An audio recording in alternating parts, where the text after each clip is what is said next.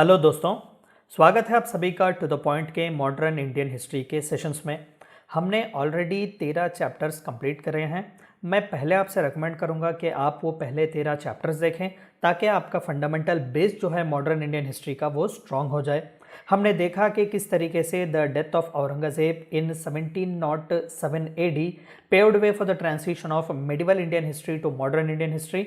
हमने देखा कि यूरोपियन हिस्ट्री किस तरीके से थी और ब्रिटिश इंडिया तक किस तरीके से पहुंचे। हमने ब्रिटिश पॉलिसीज और ब्रिटिश एडमिनिस्ट्रेशन के बारे में बात किया। हमने बात किया कि चंद ट्राइबल अपराइजिंग्स और पेजेंट अपराइजिंग्स थे। हमने 1857 रिवोल्ट के बारे में भी बात किया, the way how 1857 revolt paved way for the birth of nationalism. हमने सोशल रिफॉर्म मूवमेंट्स के बारे में बात किया। हमने बात किया एंटी कास्ट मूवमेंट्स के बारे में। तो आज हम जानेंगे कि किस तरीके से the very phase of Indian independence movement starts. तो आज का हमारा चैप्टर है द मॉडरेट्स। आप ये पिक्चर देख सकते हैं, ये दरअसल इंडियन नेशनल कांग्रेस के एस्टैब्लिशमेंट ईयर यानी कि 1885 में ली गई हुई पिक्चर है। तो ये 72 डेलीगेट्स हैं जो इंडियन नेशनल कांग्रेस के फाउंडिंग फादर्स हैं। तो आइए जानते हैं कि मॉडरेट्स थे कौन और उनका फेस क्या था और उनका इंडियन नेशनल कांग्रेस से और इंडियन इंडिपेंडेंस मूवमेंट से कितना लेना देना था। तो चलिए शुरू करते हैं। देखिए, इंडियन इंडिपेंडेंस मूवमेंट जो है वो ज़्यादातर हिस्टोरियंस उसे 1885 से क्लासिफाई करते हैं। हालांकि हमने 1857 को the first revolt of independence भी कहा, लेकिन हिस्टोरियंस एक यूनिक पर्पस के लिए इस ईयर को चूज करते हैं क्योंकि this was the year when Indian National Congress was formed. तो एक फॉर्म्ड पॉलिसी या फिर एक पॉलिटिकल आइडियोलॉजी को लेकर आगे बढ़ने वाले एक फायर ब्रिगेड को हमने स्टार्ट होते देखा 1885 में, जो कि हिंदुस्तान और हिंदुस्तान के हक के लिए लड़ रहे थे। तो इंडिपेंडेंस मूवमेंट को फ्रॉम 1885 टू 1947 हिस्टोरियंस जो है वो 3 फेजेस में डिवाइड करते हैं। सबसे पहला द मॉडरेट्स, दूसरा द एक्सट्रीमिस्ट और तीसरा द गांधीयन फेज। आज हम इस चैप्टर में बात करेंगे द मॉडरेट्स के बारे में। आखिरकार ये मॉडरेट्स और ये फर्स्ट फेज है क्या, चलिए इसके बारे में जानते हैं। देखिए, द अर्ली नेशनलिस्ट और मॉडरेट्स, जैसे कि आप देख सकते हैं कि ये अर्ली नेशनलिस्ट हैं। हमने देखा कि पोस्ट 1857 ब्रिटिशर्स ने जो है उन्हें ये बात पता चली कि Indians are seriously concern about their administration. तो कई रिफॉर्म्स लाने की कोशिश की गई, एजुकेशन रिफॉर्म्स भी लाने की कोशिश की गई और हमने ये भी देखा कि उसी वेस्टर्नाइज्ड एजुकेशन को इंट्रोड्यूस करने के तहत कई हिंदुस्तानी जो है वो लंदन या अब्रॉड गए। वहाँ पर उन्होंने पॉलिटिकल अवेकनिंग उन्हें हुआ और वो वापस हिंदुस्तान आए और उन्होंने यहाँ पर जो है इंडियन इंडिपेंडेंस मूवमेंट को आगे बढ़ाया। तो अर्ली नेशनलिस्ट जो थे वो चंद पहले हिंदुस्तानी थे जिन्हें पता चला कि इंडिया इज फॉर इंडियंस और ब्रिटिश राज जो था वो फॉरेन राज था, यानी कि वो अर्ली फ्रीडम फाइटर्स थे। हालांकि उनका तरीका थोड़ा सा अलग था, हम आगे के स्लाइड्स में इसके बारे में बात करेंगे, लेकिन फिर भी उन्हें अर्ली नेशनलिस्ट कहा जाता है।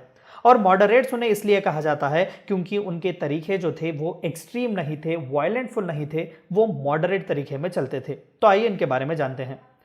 Moderates were a group of political leaders in India active between 1885 to 1905। 1905 में बंगाल का डिवीजन होता है, हम आगे के लेसन में इसके बारे में बात करेंगे। तो 1885 से 1905 तक के बीच जो इंडिपेंडेंस मूवमेंट में फ्रीडम फाइटर्स आए, हम उन्हें मॉडरेट्स कहते हैं।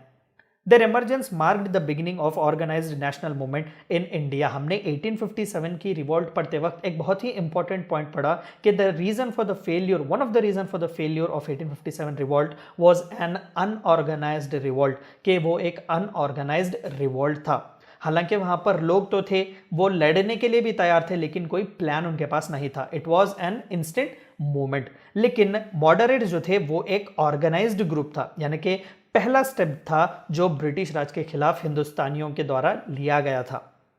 सम of the important moderate leaders were Pheroze Shah Mehta and Dadabhai Naoroji. ये दादा भाई नौरोजी की पिक्चर है। हमने दादा भाई नौरोजी के बारे में ब्रिटिश पॉलिसीज में भी पढ़ा, वेल्थ ऑफ ड्रेन थियरी। तो अर्ली नेशनलिस्ट जो थे, मॉडरेट्स जो थे, वो इन्हीं इंपॉर्टेंट पर्सनैलिटीज के आसपास था। They were known as early nationalists because they believed in demanding reforms while adopting constitutional and peaceful means to achieve their aims।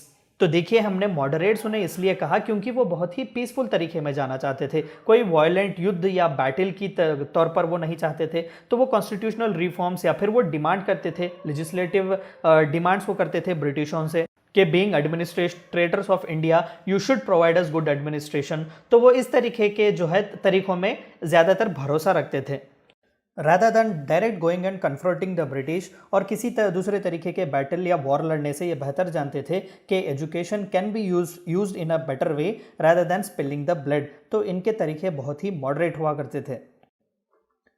तो आइए देखते हैं कि इन मॉडरेट्स के डिमांड क्या थे। क्या इन्होंने कंप्लीट इंडिपेंडेंस मांगा ब्रिटिशर से या फिर वो डोमिनियन स्टेटस मांगते थे। Extension of legislative councils that leads to the popular control of administration. तो उनका एक मानना था कि जो वाइट मैन्स बर्डन जिसके बारे में हमने ब्रिटिश पॉलिसीज एंड एडमिनिस्ट्रेशन में बात किया, तो कहीं ना कहीं ये मॉडरेट्स जो थे वो उस वाइट मैन्स बर्डन में बिलीव करते थे, क्योंकि हिंदुस्तान को बेटर एडमिनिस्ट्रेशन, ये उनका बिलीव था कि हिंदुस्तान को अगर बेटर एडमिनिस्ट्रेशन मॉडर्न लाइंस पर अगर कोई दे सकता था तो वो ब्रिटिश थे। तो कहीं ना कहीं मॉडरेट्स जो थे वो ब्रिटिश राज को इनडायरेक्टली सपोर्ट कर रहे थे, लेकिन कहीं ना कहीं वो काउंसिल्स, लेजिस्लेटिव काउंसिल्स को जो थे वो एक्सपैंड करने के लिए पूछ रहे थे ताकि पब्लिक रिप्रेजेंटेशन बढ़ जाए। फॉर एग्जाम्पल अगर मैं आपको समझाने की कोशिश करूं तो जो इंडिया का पार्लियामेंट है जहां पर एमपीज होते हैं, तो मॉडरेट्स चाहते थे कि वो एमपीज के जो सीट्स है वो इंडियंस के लिए हो, लेकिन जो प्रेसिडेंट या प्राइम मिनिस्टर है वो ब्रिटिश का ही रहे।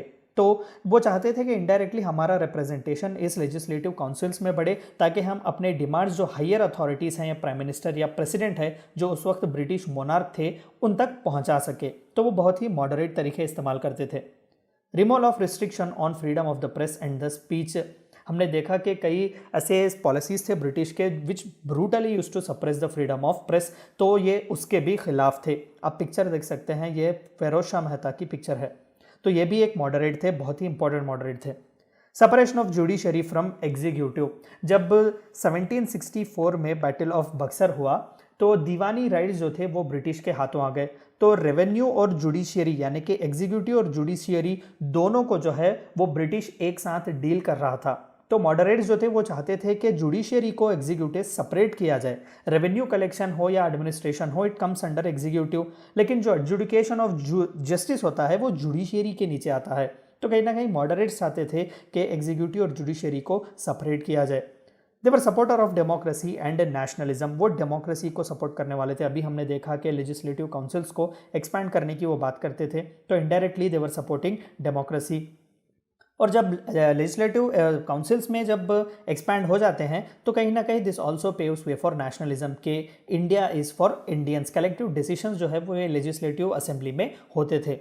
To stop the wealth drain of India, they were quite very clear in their mind कि ब्रिटिश एडमिनिस्ट्रेशन यहाँ से जाने वाला तो नहीं था, वो पैसे कमा ज़रूर रहे थे।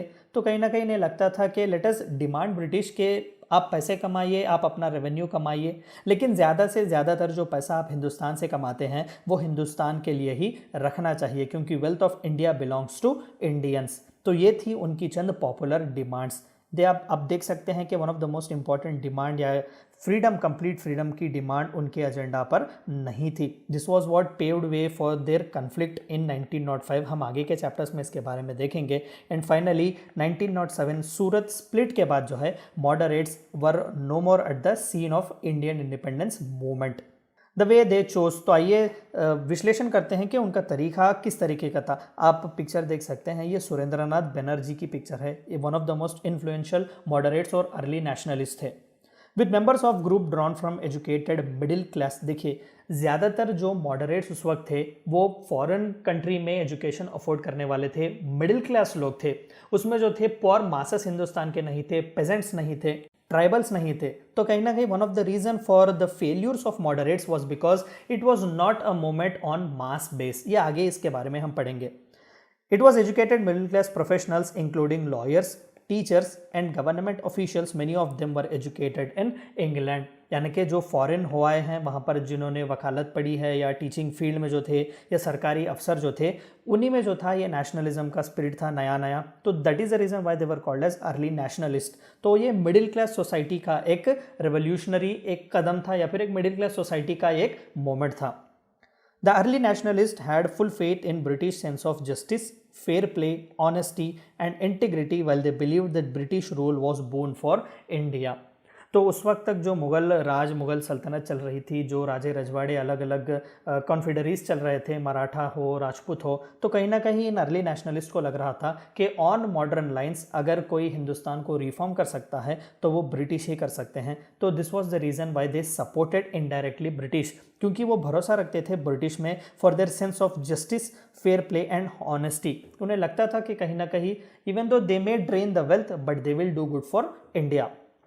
The early nationalist were staunch believers in open minded and moderate politics. तो कहीं ना कहीं आज के हिंदुस्तान में 1947 में अगर हमने डेमोक्रेसी ली, यूनिवर्सल अडल्ट फ्रेंचाइज लिया, तो the very foundation of being a open minded society was paved way, और was the foundation for that open minded society was paved by the early nationalist. Their achievements, तो आइए देखते हैं कि उनके achievements क्या थे। आप पिक्चर देख सकते हैं, ये दरअसल बदरुद्दीन तैयब जी की पिक्चर है। He was also one of the early nationalist, हालांकि he was the first Muslim to become a president of Indian National Congress. One of the most influential early nationalist थे वो। The first essence of nationalism was led by them. हमने देखा कि post 1857 birth of nationalism took place, but the essence of nationalism was led by them. लोगों को लग रहा था कि we were missing something, but what was they missing was given by these early nationalists कि India belongs to Indians and this is what our identity is। तो कहीं ना कहीं पहली बार इंडिया का कॉन्सेप्ट सीन पर लाने वाले वो मॉडरेट्स थे। The aggressive at come tide that was to tackle British Raj. हमने देखा कि ब्रिटिश की फेयर पॉलिसी या फिर ब्रिटिश की ऑनेस्टी पर इन्हें बहुत ही भरोसा था, लेकिन कहीं ना कहीं indirectly they were actually creating an aggressive tide against Britishers, क्योंकि यही वो अर्ली मॉडरेट्स या फिर अर्ली नेशनलिस्ट का जो मूवमेंट था वो आगे चढ़कर, जहां पर बाला गंगाधर तिलक जैसे prominent personalities 1907 post Surat split जो है इसे एक मास बेस मूवमेंट बनाते हैं। They succeeded to burn the flame of political awareness. तो वो अर्ली मॉडरेट्स जो कि विलायत से आए थे या फिर जो फॉरेन पढ़ के आए थे, वो लोग कहीं ना कहीं अवेकन्ड पॉलिटिकल बॉडीज़ थे। उन्हें पता था कि डेमोक्रेसी, रिपब्लिक, पॉलिटिक्स या फिर रिप्रेजेंटेशन, इस तरीके के मॉडर्न जो पॉलिटिकल कॉन्सेप्ट्स थे उनमें बहुत ही क्लियर थे। तो वो कहीं ना कहीं इंडियंस तक पहुंचाना चाहते थे, जो उस वक्त तक वेस्टर्न तौर तरीकों से बिल्कुल भी मुखातिब नहीं था। They instilled the leadership among the lower middle class and the scholarly intelligentsia. तो कहीं ना कहीं हमने देखा कि ये मिडिल क्लास का एक सेक्शन था, लेकिन कहीं ना कहीं उन्होंने लोअर मिडिल क्लास और पुअर पीपल में भी एक नेशनलिज्म का जज्बा उगाया। The idea of democracy and civil liberty was born. हमने देखा पिछले स्लाइड में कि किस तरीके से their open mindedness paved way for the development of India. Foundation of swaraj was on way. Early इन्होंने जो है मॉडरेट्स, उन्होंने महज डिमांड्स रखे कि भाई हमें जो है वो लेजिस्लेटिव काउंसिल्स में एक बढ़ चढ़कर जो है हिस्सा देने की कोशिश की जाए, रिप्रेजेंटेशन ज़्यादा दिया जाए। लेकिन पोस्ट 1907 जब एक्सट्रीमिस्ट यानी कि बाला गंगाधर तिलक, लाला लजपत राय जैसे पर्सनालिटीज़ आते हैं, तो वो टोटली स्वराज का जो है वो डिमांड करते हैं। इंडिया इज़ फॉर इंडियंस का डिमांड वो आगे रखते हैं। तो this were few of the prominent achievements which moderates had. Moderates and Indian National Congress. तो आइए देखते हैं कि मॉडरेट्स और इंडियन नेशनल कांग्रेस का क्या लेना देना है। The moderates were the one who dominated the affair of Indian National Congress from 1885। हमने पहले स्लाइड में देखा कि किस तरीके से 1885 में वो मॉडरेट ही थे जिन्होंने इंडियन नेशनल कांग्रेस को एस्टैब्लिश किया। अगर मॉडरेट्स ना होते, अगर अर्ली अवेकनिंग ना होता, तो इंडियन नेशनल कांग्रेस नाम की एक पार्टी हरगिज़ नहीं होती। तो कहीं ना कहीं 1905 तक जो है वो मॉडरेट्स सिंगल हैंडेडली वो आईएनसी के जो अफेयर्स होते थे उन पर डोमिनेट करते थे। They were Indians but in reality British in taste, intellect, opinions and morality. Hindustan जो था वो ज़्यादातर मास बेस्ड था, यानी कि ट्राइबल पेजेंट अपराइजिंग ज़्यादातर होते थे। लेकिन ये जो मिडिल क्लास का एक अपराइजिंग था, यानी कि मिडिल क्लास के जो इंटेलिजेंशिया थे, जो फॉरेन जाकर वहाँ से पढ़ के आए हुए थे, तो उन्हें कहीं ना कहीं ब्रिटिश टेस्ट था, यानी कि ब्रिटिश इंटेलेक्ट और ब्रिटिश ओपिनियन वो रखने वाले थे। वेस्टर्नाइज्ड नॉलेज उनमें ज़्यादा था। तो this was not being compatible with Indian mindset. They believed in patient, steadiness, conciliation and union. तो यही तो चीज़ें थी जिनकी वजह से एक्सट्रीमिस्ट जो थे वो स्प्लिट हो गए थे, because these were no more working. They were called moderates because they appeal through petitions, speeches and articles, loudly professing loyalty to British Raj. हम आगे के स्लाइड्स में देखेंगे कि किस तरीके से आईएनसी को जो है वो एक सेफ्टी वॉल्व थियोरी के बारे में बताया गया, या फिर हम सेफ्टी वॉल्व थियोरी के बारे में पढ़ेंगे which is related with INC.